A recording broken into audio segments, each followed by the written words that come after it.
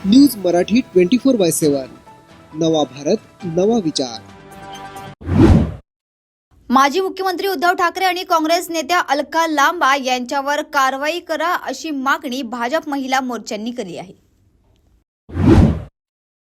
इंदापूर विधानसभा मतदारसंघ राष्ट्रवादी काँग्रेस पार्टीचे अधिकृत उमेदवार दत्तात्रय भरणे यांच्या प्रचारार्थ जाहीर सभेचं आयोजन करण्यात आलं।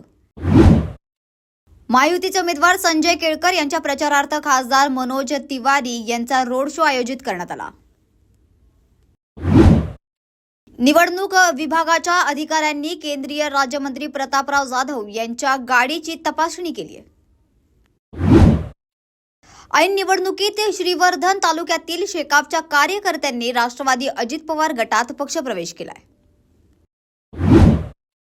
उद्धव ठाकरे यांच्या बॅगेत काय आहे का, एवढं कसं आग पाकड झालं पाहिजे मग, असं वक्तव्य श्रीकांत शिंदे यांनी केलंय।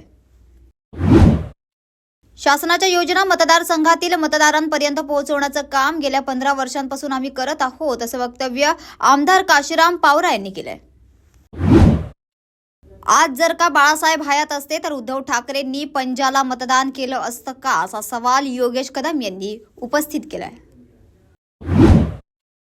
सुनील प्रभू यांनी लोकांना पिण्याच्या पाण्यापासून वंचित ठेवण्याचं पाप केलं आहे, असा आरोप संजय निरुपम यांनी केलाय। शरद पवार यांनी आपल्या सोयीनुसार राजकारण केलं आहे, असा आरोप संजय शिरसाट यांनी केलाय। छत्रपती संभाजीनगर शहरात एसटी कर्मचाऱ्यांनी चक्काजाम आंदोलन केलं असून चालक आणि वाहकाला पोलिसाचा मुलगा असल्याचं सांगत मारहाण केल्यामुळे चालक आणि वाहक आक्रमक झाल्याचे पाहायला मिळाले। भाजपचे उमेदवार आदिवासी विकास मंत्री डॉक्टर विजयकुमार गावित यांनी होम टू होम प्रचारावर भर दिल्याचं पाहायला मिळालं। काँग्रेसचा जाहीरनामा कधीही खरा झाला नाही, अशी टीका सत्यपाल सिंग यांनी केली आहे। धुळे जिल्ह्यातील शिरपूर विधानसभा मतदारसंघामधून सलग चौथ्यांदा उमेदवारी मिळालेले भाजप महायुतीचे उमेदवार काशीराम पावरा यांच्या प्रचारार्थ आज शिरपूर येथे माजी केंद्रीय मंत्री स्मृती इराणी यांनी जाहीर सभा घेतली। महाराष्ट्रात भाजप संपण्याच्या अवस्थेत आहे, त्यांच्या नेत्यांच्या सभेला लोक प्रतिसाद देत नाही, असं वक्तव्य नाना पटोले यांनी केलंय। एकीकडे रामसेना आणि दुसरीकडे रावण सेना आहे, चोपड्याची जनता आमच्या सोबत आहे, असं वक्तव्य चंद्रकांत सोनावणे यांनी केलंय।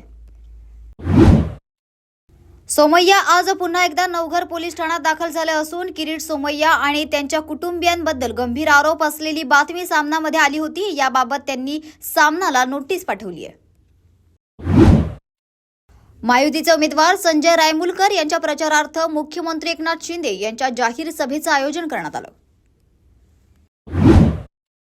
माझ्या नावाचा दुसरा उमेदवार देऊन आणि माझा प्रचार गीत वापरून जनतेची दिशाभूल करण्याचा प्रयत्न केला जातोय, असा आरोप आशा शिंदे यांनी केलाय।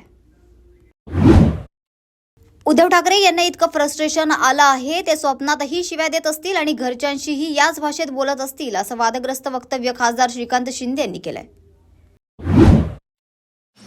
न्यूज मराठी 24/7 नवा भारत नवा विचार।